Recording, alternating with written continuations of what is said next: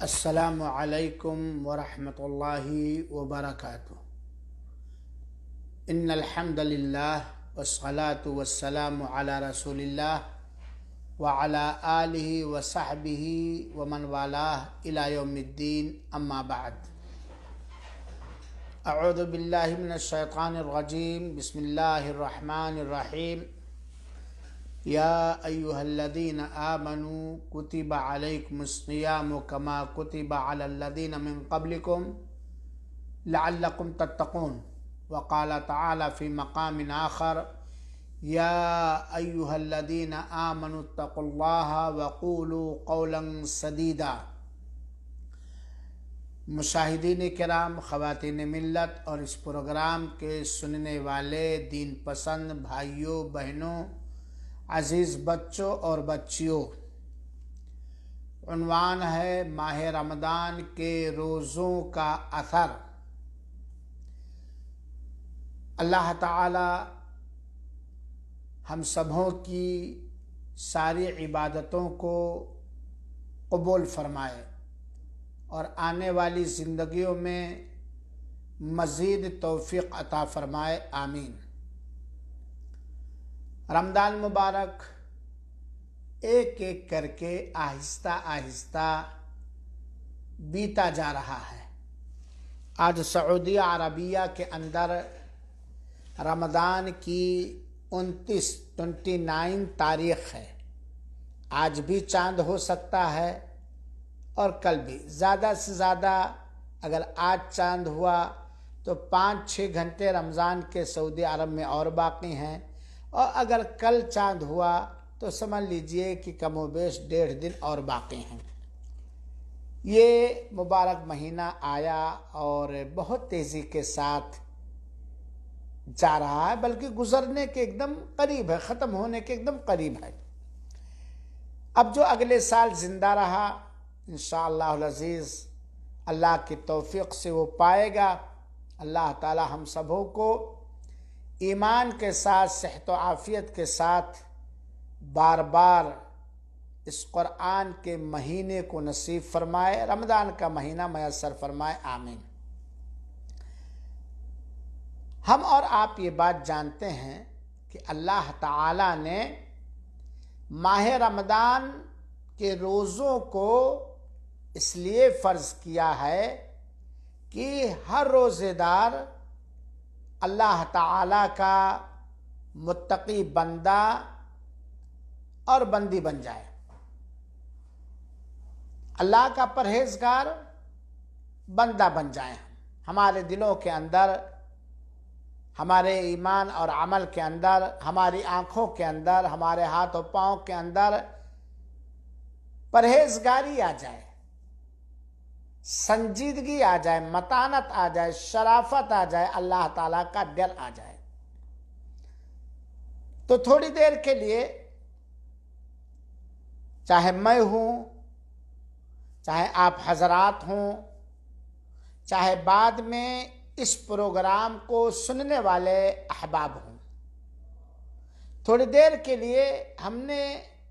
آج سعودی عرب کے باشندے یا گلف والے 29 دن روزہ رکھے ہیں اور انڈیا اور پاکستان والے 28 دن۔ ان 29 دنوں کے اندر جس مقصد کی خاطر اللہ تعالی نے ماہ رمضان کو بنایا اور اس کے اندر اسلام کے چوتھے رکن روزے کے اہتمام کرنے کا، پابندی کا حکم دیا، اور ہم نے کیا بھی، ان کا کئی % اثر ہماری زندگیوں پر ہے، روزوں کا کتنا %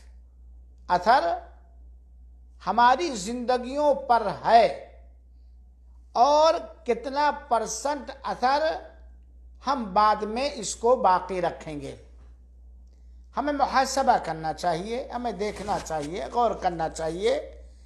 تاکہ کہیں کمی ہو تو ہم پوری کر لیں، کہیں بہکے ہوں تو اپنے آپ کو سنبھال لیں، اور آنے والی زندگی میں اور زیادہ کامیابی حاصل کرنے کی کوشش کریں۔ اور یقیناً اللہ تعالیٰ نے جس بندے کو یا جس بندی کو متقی بنا دیا، پرہیزگار بنا دیا، اس کے اندر پرہیزگاری آ گئی، اس کے اندر اللہ تعالیٰ کا تقوی آ گیا، اللہ کا خوف آ گیا، جس طرح اللہ سے ڈرنا چاہیے، وہی سعادت مند ہے۔ رمضان کے اندر یقیناً وہی فائدے میں ہے۔ اور اللہ تعالیٰ نے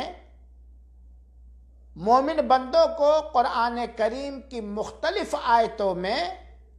اللہ تعالیٰ کی پرہیزگاری اور اللہ تعالیٰ کا تقوی اختیار کرنے کا حکم دیا ہے،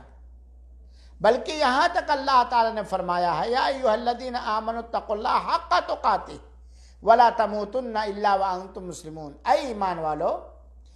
تم اللہ تعالیٰ کا اس طرح تقوی اختیار کرو، اللہ تعالیٰ سے اس طرح ڈرو جس طرح اس سے ڈرنے کا حق ہے۔ اور اللہ تعالیٰ نے سورہ احزاب کی آیت نمبر 70 کے اندر بیان فرمایا، یا ایھا الذین آمنوا اتقوا اللہ وقولوا قولا سدیدا۔ اے ایمان والو، اللہ کا تقوی اختیار کرو، پرہیزگاری اختیار کرو، ہمیشہ اللہ کے تقوی سے لیس رہو اور نرم اور مناسب بات کہو۔ چنانچہ اے میرے بھائیوں اور ساتھیوں، اگر ہمارے رمضان کے روزوں کا اثر نے ہمارے اندر تقوی پیدا کر دیا، ہم پرہیزگار ہو گئے، تو اس پر ہم اللہ تعالیٰ کا شکر ادا کریں اور اس نعمت کو باقی رکھیں۔ لیکن اگر کہیں چوک ہوئی ہے تو اسے کور کرنے کی کوشش کریں۔ ایک مسلمان بندے اور بندی کو یہ وصیت کی جاتی ہے کہ ہر حال میں، ہر آن میں، ہر مقام میں، ہر کیفیت میں ہمیں اپنے رب کے تقوی سے جڑا رہنا چاہیے، اپنے رب کے تقوی سے چمٹا رہنا چاہیے، کیونکہ اللہ کے رسول اکرم صلی اللہ علیہ وسلم نے حضرت ابو ذر غفاری رضی اللہ تعالیٰ عنہ کو وصیت کی تھی۔ یہ سنن ترمذی کی حسن روایت ہے۔ اللہ کے رسول نے کہا تھا، اتق اللہ حیثما کنت، جہاں بھی رہو، جس جگہ بھی رہو، جس حالت میں بھی رہو، جس مہینے میں رہو، جس دن میں بھی رہو، اللہ تعالیٰ سے ڈرتے رہو، اللہ تعالیٰ کا خوف اپنے دلوں میں بٹھائے رکھو۔ تمہارا دل، ہمارا دل اللہ کے خوف سے، اللہ کے ڈر سے، اللہ کے تقوی سے ایک پل کے لیے غافل نہ ہو، خالی نہ ہو۔ اتق اللہ حیثما کنت، جہاں کہیں بھی رہو، چاہے جو حالت ہو، چاہے جو مہینہ ہو، چاہے جو کیفیت ہو، خوشی ہو، غمی ہو، آرام ہو، تکلیف ہو، رمضان کا مہینہ ہو، غیر رمضان کا مہینہ، دن ہو رات ہو، گھر میں ہو، دکان میں ہو، تجارت کر رہے ہو یا کھیتی کر رہے ہو، سفر کر رہے ہو، کس بھی حیثما کنت، جہاں بھی رہو، اللہ تعالیٰ کا تقوی لازم پکڑو۔ وَأَتْبِعِ السَّيِّئَةَ الْحَسَنَةَ، اور اگر کوئی برائی ہو جائے تو اس کے فوراً بعد اچھائی کرو، یعنی برائی کو ختم کرو اچھائیاں کر کے۔ اگر ایسا کرو گے تو اللہ تعالیٰ برائیوں کو ختم کر دے گا۔ وَخَالِقِ النَّاسَ بِخُلُقٍ حَسَنٍ، اور لوگوں کے ساتھ اخلاق، عمدہ ترین اخلاق کے ساتھ معاملہ اور برتاؤ کرو۔ تو اس حدیث کے اندر اللہ کے رسول اکرم صلی اللہ علیہ وسلم نے ہمیں اور آپ کو تقوی لازم پکڑنے کا حکم دیا۔ اور ماہ رمضان، جس کے اندر جہنم کے دروازے بند کر دیے گئے، جنت کے دروازے کھول دیے گئے، سرکش شیطانوں کو جکڑ دیا گیا، اور اللہ تعالیٰ نے ماہ رمضان کے روزوں کو ہمیں اور آپ کو متقی اور پرہیزگار بنانے کے لیے اتارا، اسلام کا چوتھا رکن قرار دیا۔ تو ہم سوچیں کہ ہم نے اس رمضان مبارک کے روزوں کو جس مقصد کے ساتھ کے لیے فرض کیا گیا تھا، اس میں ہم کہاں تک کامیاب ہیں۔ میرے بھائیوں اور ساتھیوں، ہمیں یہ بات معلوم ہونی چاہیے کہ متقی اور پرہیزگار بننے کے لیے ایمان اور نبی کریم صلی اللہ علیہ وسلم کی ہر معاملے میں سنت اور حکم کی پیروی اور فرائض واجبات کی ادائیگی، چاہے وہ فرائض اور واجبات حقوق اللہ کے حقوق سے متعلق ہوں،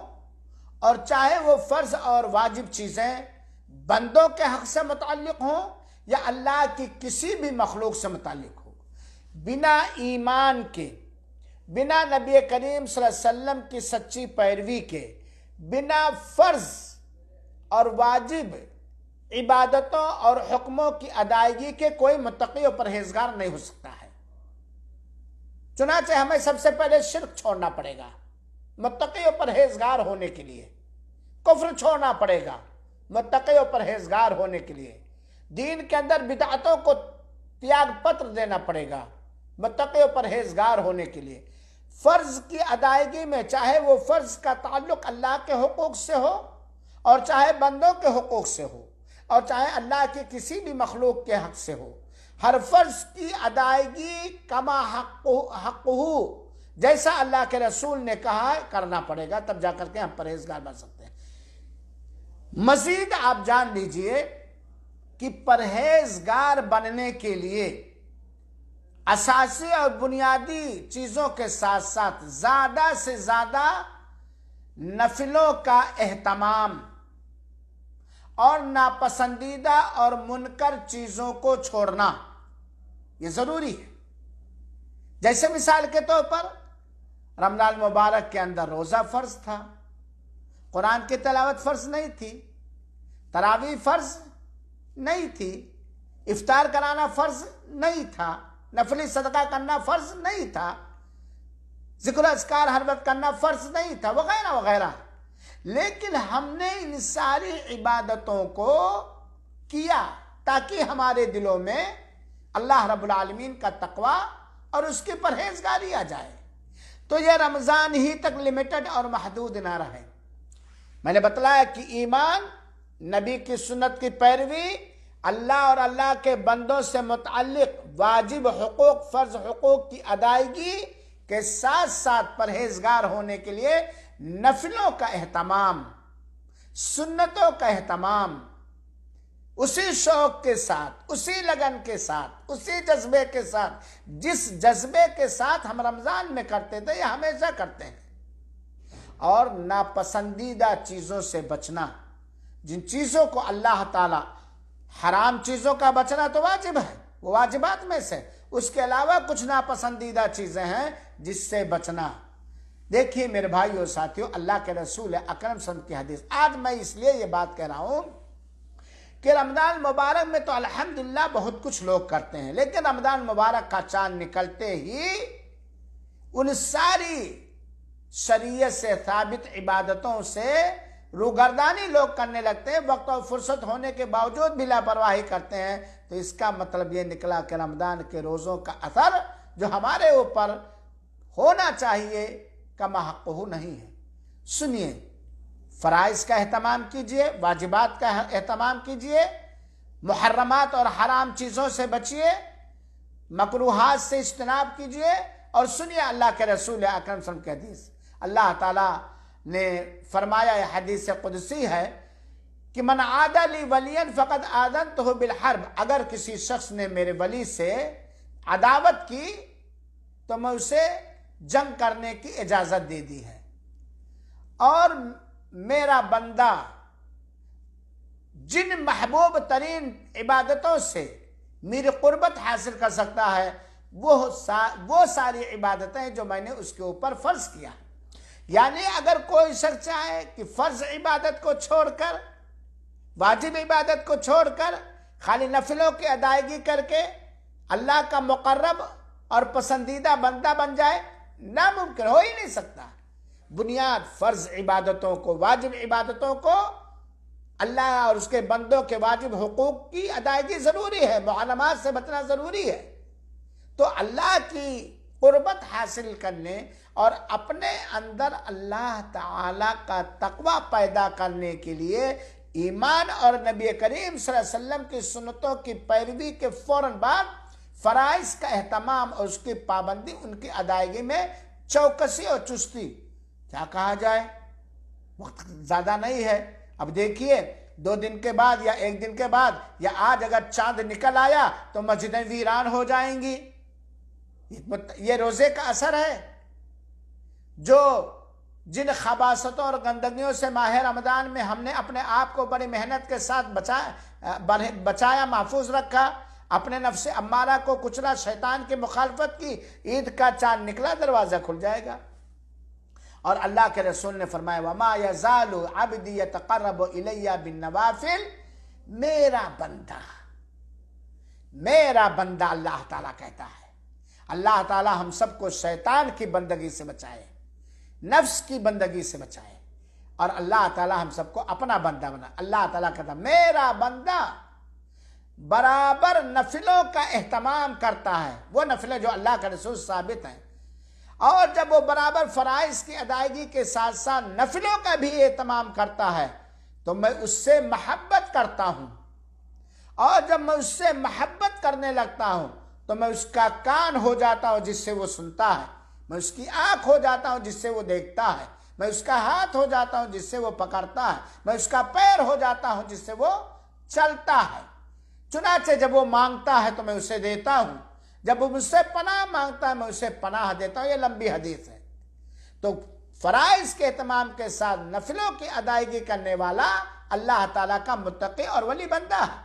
اور اللہ تعالیٰ اس کا کان ہو جاتا، آنکھ ہو جاتا، ہاتھ ہو جاتا، پیر ہو جاتا. اس کا مطلب یہ ہے کہ ان جسمانی اعضاء اور جوارح کو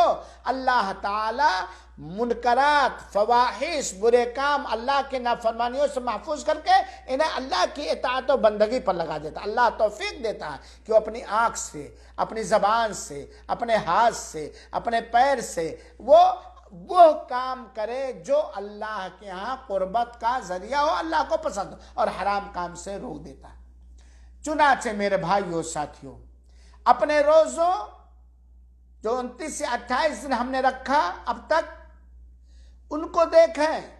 اور ہم دیکھیں کیا ہم پرہیزگار ہو گئے، ہم متقی ہو گئے، ہم اللہ تعالیٰ سے ڈرنے والے ہو گئے. کیا ہمارے اندر اس طرح روزے نے اثر کیا، ہماری دعاؤں نے اثر کیا، ہماری تراویح نے اثر کیا، قرآن کی تلاوت نے اثر کیا کہ اگر ہم اکیلے ہیں کوئی دنیاوی مخلوق نہیں ہے اور کوئی حرام کام کرنے کے لیے مکمل چانس اور مکمل فریڈم اور آزادی ہے، کوئی ہمارا ہاتھ نہیں پکڑ سکتا، کیا ہم بچ جائیں گے؟ تقویٰ. چنانچہ میرے بھائیوں ساتھیوں، اپنے رمضان کے روزوں کا تجزیہ کرو اور اپنے دلوں کو کھنگالو اور دیکھو، اور اپنے دلوں کے اندر تقویٰ پیدا کرو. یاد رہے ہمیں ہمیشہ ہر ان چیزوں سے بچنا چاہیے جس سے اللہ تعالیٰ کے عذاب کا کوئی بندہ حقدار ہو سکتا ہے. رمضان کے روزے آپ نے رکھے، رمضان کے بعد بھی کچھ روزے بہت نفل اور باعث ثواب ہیں، جیسے شوال کے 6 روزے. اللہ کے رسول نے فرمایا جس نے ماہ رمضان کا روزہ رکھا اور شوال کے 6 روزے رکھے تو گویا اس نے پورے سال روزہ رکھا. اور آپ جانتے ہیں کہ رمضان کا روزہ ہو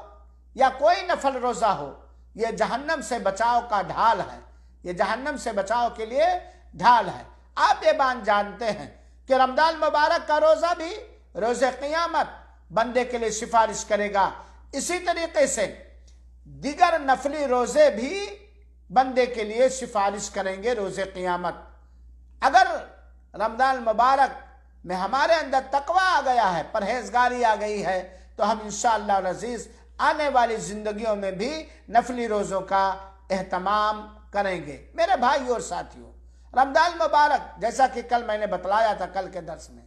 رمضان مبارک کے اندر ہم نے صدقات و خیرات کیا، اللہ قبول فرمائے، اور جن لوگوں نے اب تک نہیں کیا ہے انہیں کرنے کی توفیق دے. یہ عمل اگر ہمارے اندر رمضان کے روزے نے اثر کیا ہے تو یہ عمل ہمیشہ جاری اور ساری رہے گا، یہ عمل ہمیشہ جاری اور ساری رہے گا، کیونکہ اللہ کے رسول اکرم صلی اللہ علیہ وسلم نے اللہ کی راہ میں کھجور کا ایک حصہ دے کر جہنم سے بچنے کا حکم دیا ہے. اے میرے بھائی اور ساتھیوں، اے میری ماں اور بہنوں، ہم اپنے وفادار بنیں،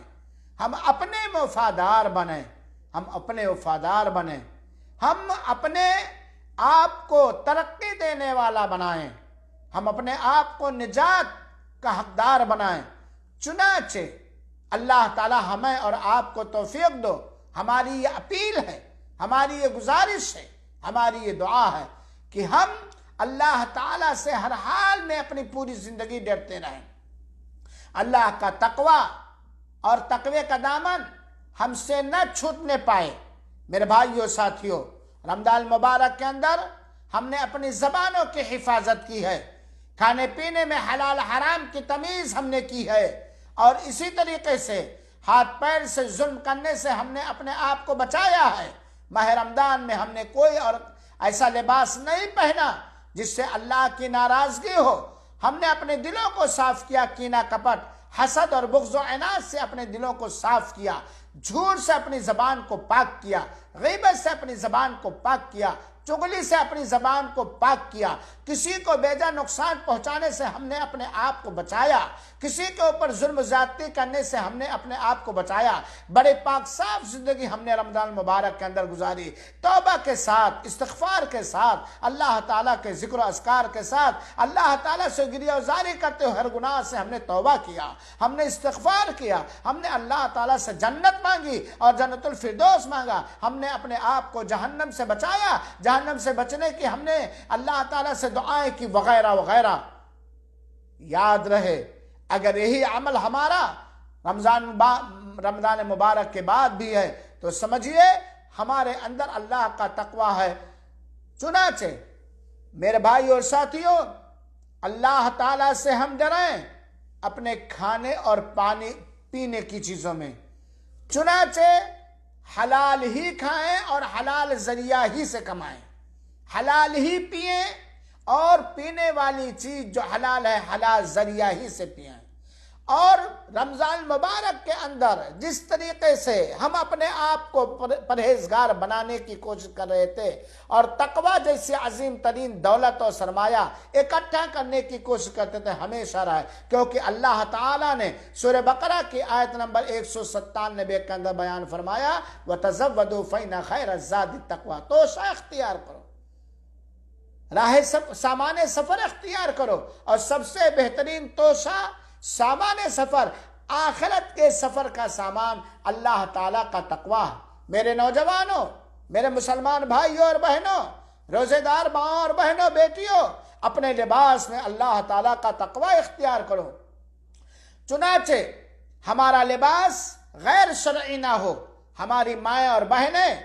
بے پردہ نہ نکلیں، عریاں نہ نکلیں، تنگ کپڑے پہن کے نہ نکلیں، باریک کپڑے پہن کر کے نکلیں، لباس ہمارا اسلامی ہو، فاحشوں کی طرح، ہیرو کی طرح ٹخنے سے نیچر اور یہ تنگ اور چست لباس میں آپ معلوم کر لو لباس ایک مسلمان مرد کا اور ایک مسلمان عورت کا کیا ہونا چاہیے۔ لباس میں اللہ تعالیٰ کا تقوی اختیار کرو، بلکہ ہم یہ گزارش کریں گے اپنی ذات سے، اپنے اہل و عیال سے، اپنے اقرباء و اعزاء سے، آپ تمام صاحب سے، کہ ہمارا شعار، ہمارا پرچم، ہمارا نعرہ، ہمارا جھنڈا اندر بھی اور اوپر بھی اللہ کا تقوی ہو۔ اللہ توفیق عطا فرمائے۔ ہمارا یہ جھنڈا ہونا چاہیے، ہمارا یہ علم ہونا چاہیے، ہمارا یہ پرچم ہونا چاہیے، ہمارا یہ مزاج ہونا چاہیے، ہماری یہ سوچ ہونی چاہیے، ہماری یہ ساری کوششیں ہونی چاہیے کہ ہمارا شعار اندرونی طور پر جس کا معاملہ، اندر کا معاملہ اللہ جانتا ہے، اور اوپری طور پر بھی ہمارا شعار اور پرچم اور جھنڈا اور نعرہ اللہ تعالیٰ کا تقوی، اور بندے کے دل میں جو چیز ہوتی ہے اسی کا چھاپ یا اسی کا اثر باہر بھی ہوتا ہے۔ اے میرے بھائیوں اور ساتھیوں، خاص طور پہ نوجوان مردوں اور مسلمانوں اور مسلمان ماں، حرام لباس سے پہنو، غیر مسلموں کے لیے جو لباس خاص ہے جن کا شعار ہے اس سے بچو، بے پردہ لباس سے پہنو، ٹخنے کے نیچے اپنے کپڑے نہ پہنو۔ اے میرے مسلمان نوجوانوں اور ساتھیوں، اے میری ماں اور بہنوں، آپ کا کپڑا ٹخنے سے اوپر نہ ہو، آپ کا کپڑا بے پردہ نہ ہو، اپنے لباس میں اللہ تعالیٰ کا تقوی اختیار کرو، اور یہ بات جانے رکھو کہ اللہ تعالیٰ نے سورہ اعراف کی آیت نمبر 26 کے اندر بیان فرمایا ہے وَلِبَاسُ التَّقْوَى ذَلِكَ خَيْرٌ، تقوی کا پیرہن پہن لو، تقوی کا لباس پہن لو، تقوی کا شلوار، تقوی کا دوپٹہ، تقوی کی سمیت، تقوی کا کرتا، تقوی کا پائجامہ، تقوی کی ٹوپی، وَلِبَاسُ التَّقْوَى ذَلِكَ خَيْرٌ، تقوی کا پیرہن اور لباس یہ سب سے زیادہ بہتر ہے۔ اور اللہ تعالیٰ سے ہم ڈریں، اکیلے رہیں تب بھی اور لوگوں کے سامنے رہیں تب بھی، لوگوں کے تنہائی میں رہیں تب بھی اور لوگوں سے دور رہیں تب بھی، ہم روڈ پر ہوں یا کام پر ہوں، ہم لوگوں کے سامنے ہوں یا اکیلے اپنے روم میں تنہائی میں ہوں، ہر حال میں ہم اللہ تعالیٰ کا تقوی اختیار کریں، کیونکہ اللہ تعالیٰ نے سورہ ملک کی آیت نمبر 12 کے اندر بیان فرمایا ہے ان الذین یخشون ربهم بالغیب، وہ لوگ جو اللہ تعالیٰ سے غیب سے ڈرتے ہیں، یعنی اللہ تعالیٰ موجود نہیں ہے آپ کے گھر میں، آپ کے پاس موجود نہیں ہے، پوری ذات کے علم اور اپنے علم اور بصارت، اللہ تعالیٰ اپنے علم اور سماع و بصر سے آپ کے موجود ہیں۔ ہم نے اللہ، یہ نہیں کہ اللہ ہمارے سر پر بیٹھا ہے، لَهُمْ مَغْفِرَةٌ وَأَجْرٌ كَبِيرٌ، ایسے لوگوں کے لیے جو اپنے رب سے ڈرتے ہیں ان کے لیے بخشش ہے اور بہت بڑا اجر ہے۔ یہ بات جانے رکھو میرے بھائیوں ساتھیوں، یہ بات جانے رکھو میرے بھائیوں ساتھیوں کہ 3 چیزیں ہلاک کر دینے والی ہیں اور 3 چیزیں نجات دینے والی ہیں۔ وہ 3 چیزیں جو نجات دینے والی ہیں، غصے میں بھی عدل و انصاف کرنا، اور مالداری اور غربت میں بھی میانہ روی اختیار کرنا، اور کھلم کھلا یا پوشیدہ ہر حال میں اللہ سے ڈرنا، اللہ کا خشیت، اللہ کا تقوی، یہ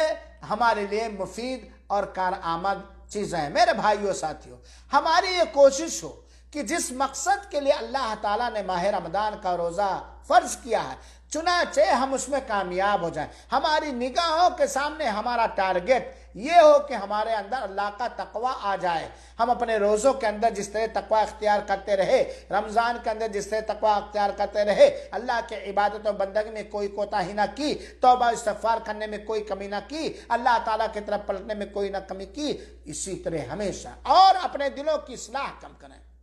دلوں کی اصلاح سے تقوی ہوگا، کیونکہ دل ہی کے اندر تقوی پیدا ہوتا ہے۔ جب دل صحیح سالم ہو جاتا ہے، جب دل اللہ کا پابند، اللہ کے احکام کا پابند ہو جاتا ہے، جب دل کے اندر اللہ کا تقوی آ جاتا ہے تو پورا بدن صحیح سالم ہو جاتا ہے۔ اللہ کے رسول اکرم صلی اللہ علیہ وسلم نے فرمایا تھا، صحیح مسلم کی روایت، التقوی ہا ہونا، التقوی ہونا، تقوی دل کے اندر ہے، اور دل میں جو بات ہوگی، جو چیز ہوگی، وہی باہر چھلکے گا۔ لہذا ہم اپنے دل کو پرہیزگار بنائیں، اپنے دل کو متقی بنائیں۔ اور اللہ کے رسول نے جب یہ کہا تھا تقوی ہا ہونا، اللہ کے رسول نے 3 بار اپنے سینے مبارک کی جانب اشارہ کیا کہ دل ہی سب کچھ ہے، وہی مینجمنٹ کرتا ہے، وہی سب کچھ ہے۔ جب دل کے اندر اللہ کا تقوی آ جائے گا، اللہ کا خوف آ جائے گا، اللہ کا ڈر آ جائے گا، اللہ کا احترام آ جائے گا وغیرہ وغیرہ، تو اس کا اثر جسمانی سارے اعضاء اور جوارح پر پڑے گا۔ دل کی اصلاح کرو میرے بھائیوں، کیونکہ اللہ کے رسول نے فرمایا ہے کہ جسم کے اندر ایک گوشت کا لوتھڑا ہے، اگر وہ صحیح سالم ہو گیا تو پورا جسم صحیح سالم ہو جائے گا، اور جب وہ بیمار ہو گیا، خراب ہو گیا، بدبودار ہو گیا، تو کسیلا ہو گیا، تو سارا جسم بدبودار ہو جائے گا۔ اور وہ دل ہے، دل کے اندر رب کا تقوی ہو۔ اور اللہ تعالیٰ نے روزے کو اسی لیے فرض فرمایا ہے، اسی لیے روزہ جیسی عظیم ترین عبادت کہ روزے دار کا دل متقی ہو جائے، اللہ تعالیٰ اس کے دل میں اللہ کا خوف پیدا ہو جائے۔ میرے بھائیوں ساتھیوں، آگے جو زندگیاں ملیں ان کو عمل صالح میں گزارو، اپنے ایمان کو، ان اعمال کو انجام دو جس سے آپ کا ایمان بڑھے گا، جس سے آپ کے رب کا تقوی ہمارے دلوں میں ترقی کرے گا۔ اللہ تعالیٰ سے یہ دعا ہے، یہ بات جانے رکھو کہ اللہ تعالیٰ متقیوں کے ساتھ ہے، اللہ تعالیٰ متقیوں کے ساتھ ہے، اللہ تعالیٰ احسان کرنے والوں کے ساتھ ہے، اللہ تعالیٰ متقیوں کو پسند فرماتا ہے، اللہ تعالیٰ پرہیزگاروں کے لیے مشکلات سے نکلنے کے راستہ پیدا کر دیتا ہے، اللہ تعالیٰ پرہیزگاروں کو، متقیوں کی غربت کو دور کر دیتا ہے، ان کی ہر پریشانی کو دور کر دیتا ہے، اور اللہ تعالیٰ ان کے لیے پریشانیوں سے نکلنے کا راستہ بنا دیتا ہے۔ اللہ تعالیٰ متقیوں کو حق اور باطل کے اندر فرق کرنے کی تمیز دے دیتا ہے، حق سکھا دیتا ہے، باطل سے بچا دیتا ہے۔ اللہ تعالیٰ متقیوں کو توفیق دیتا ہے کہ وہ توبہ استغفار کر کے اپنے گناہوں سے معافی مانگ لیں۔ لہذا میرے بھائیو ساتھیو، ہم رمضان المبارک کے روزوں کا اثر ہمارے دل پر تقویٰ کے سلسلے میں، ہمارے جسمانی اعضاء و جوارح کے تقویٰ کے سلسلے میں کتنا ہے، اسے ہمیں غور کرنا چاہیے، دیکھنا چاہیے۔ اللہ رب العالمین سے دعا ہے کہ رب العالمین ہم سب کو متقی اور پرہیزگار بندہ بنا لے، اس طرح متقی اور پرہیزگار بندہ بنا لے جس طرح اللہ رب العالمین چاہتا اور پسند کرتا ہے۔ آمین۔ وصلی اللہ وسلم علی نبینا الکریم۔ والسلام علیکم ورحمۃ اللہ وبرکاتہ۔ وجزاکم اللہ خیرا۔